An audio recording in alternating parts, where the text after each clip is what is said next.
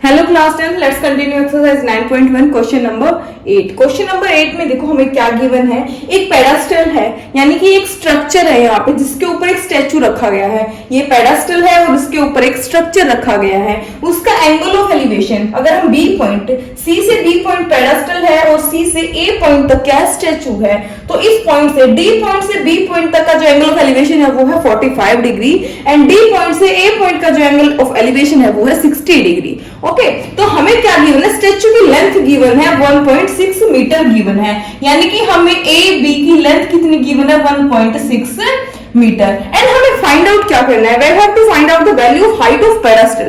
पेडास्टल की height find out करनी है हमें। पेडास्टल है इतना, बी सी की हाइट हमें फाइंड आउट करनी है। All values are given there, so we have to find out the value of B C. So apply Pythagoras theorem और ratio BDC।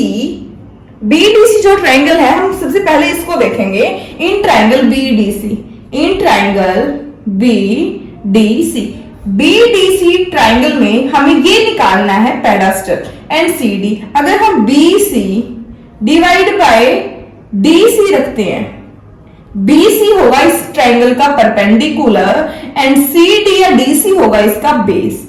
Base by perpendicular किसके इक्वल होता है? Tangent theta के equal होता है। Tangent theta जो perpendicular है उसकी भी वैल्यू हमें नहीं गिवन है, यानी कि हमें BC की वैल्यू भी नहीं गिवन है और टेंजेंट, तो हमारे पास यहाँ BC बाय DC की वैल्यू क्या आ जाएगी? टेंजेंट। इसका एंगल कितना है? 45 डिग्री है, 45 डिग्री। टेंजेंट 45 क्या होता है? देखो यहाँ पे लिखेंगे हम BC, क्रॉस मल्टीप्लाई करेंगे तो DC उधर चला जाएगा, DC। टेंजेंट 45 की वैल्यू उधर से 1 होती है तो 1 रख देंगे, तो यहां से BC किसके इक्वल आ जाएगी? DC के इक्वल आ जाएगी। Equation number first. अब दूसरी इक्वेशन के लिए हमें इस लाइन को रफ कर दे रहे हैं, हमारा कोई काम की नहीं है। अब हमें लेना है ACD ट्रायंगल में। अब हम लेंगे इन ट्रायंगल ACD, परपेंडिकुलर है AC, बेस है DC, is equal to what? Tangent theta, क्योंकि परपेंडिकुलर बाय बेस क्या होता है? Tangent theta. Tangent theta. पूरी बड़ी ट्रायंगल का एंगल कितना है? जो छोटी ट्रायंगल उसमें छोटा एंगल लेना होता है, बड़ी ट्रायंगल होती है उसमें बड़ा एंगल लेना होता है, 60 डिग्री। AC की वैल्यू क्या गिवन है हमें? AC की वैल्यू देखो ध्यान से, जो ये AC है ना वो AB प्लस BC है। AB प्लस BC क्या बनेगा? AC। तो हम यहां लिख देंगे AC की जगह है AB plus BC divide by, अब जो DC है हमारे पास, DC वो किसके इक्वल है? BC के इक्वल है, तो हम DC की जगह हम क्या रख देंगे? यहाँ पे BC रख देंगे, is equal to tangent 60। Tangent 60 की वैल्यू कितनी होती है? √3 होती है। क्लियर? अब हम लिख देंगे AB प्लस BC को उधर लेके जाएंगे, मल्टीप्लाई में हो जाएगा। ठीक है, AB is equal to BC को उधर लेके जाएंगे तो माइनस हो जाएगा BC। अगर अब हम BC को कॉमन लेंगे तो क्या हो जाएगा? √3 माइनस 1 हो जाएगा। ठीक है, और हमें ना AB की वैल्यू गिवन है, तो हमें क्या करना पड़ेगा? अब दोबारा स्टेप, जो AB है ना हमारे पास, यहाँ पे AB है, जो ये जो BC मल्टीप्लाई में है उधर डिवाइड में चला जाएगा। BC is equal to √3 minus 1। एक सेकंड सॉरी, जो हमारे पास यहाँ BC है ना, इसको नहीं हम छेड़ेंगे। हमें किसकी वैल्यू निकालनी है? पहले वो देखो, हमें निकालनी है BC की ही वैल्यू निकालनी, तो हम यहां से BC की ही वैल्यू निकालेंगे। एक सेकंड,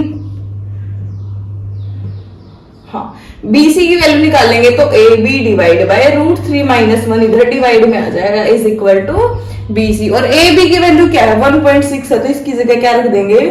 1.6 रख देंगे। ठीक है, तो BC की वैल्यू क्या आ जाएगी?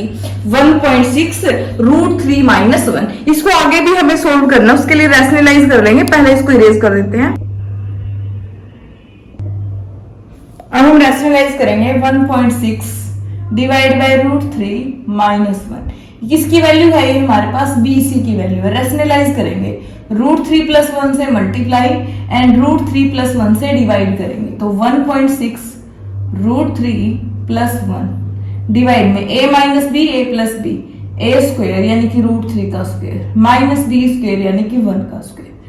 16 √3 प्लस 1, रूट से स्क्वायर कैंसिल तो 3 एंड 1 का square 1, 1.6 √3 plus 1 divide by 2 and 2 8 जा कितना होता है 16 होता है, तो ये आंसर आ जाएगा इसका √3 plus 1 is equal to BC। तो BC की वैल्यू ये आ जाएगी अपने पास, ठीक है। जब तक हम रैशनलाइज नहीं करते तो वो आंसर है, रैशनलाइज करने के बाद हमारा ये आंसर आ जाता है। रैशनलाइज हम इसलिए करते हैं क्योंकि डिवाइड में यानी डिनोमिनेटर में हम कभी भी इरेशनल नंबर नहीं छोड़ते हैं, यानी कि अंडर रूट के अंदर कोई भी प्राइम नंबर नहीं छोड़ते हैं, तो इसलिए हमें ये करना पड़ा। ओके, तो इस चैप्टर की पूरे चैप्टर की प्लेलिस्ट का लिंक नीचे डिस्क्रिप्शन में मिल जाएगा और नेक्स्ट क्वेश्चन हम नेक्स्ट लेक्चर में करेंगे।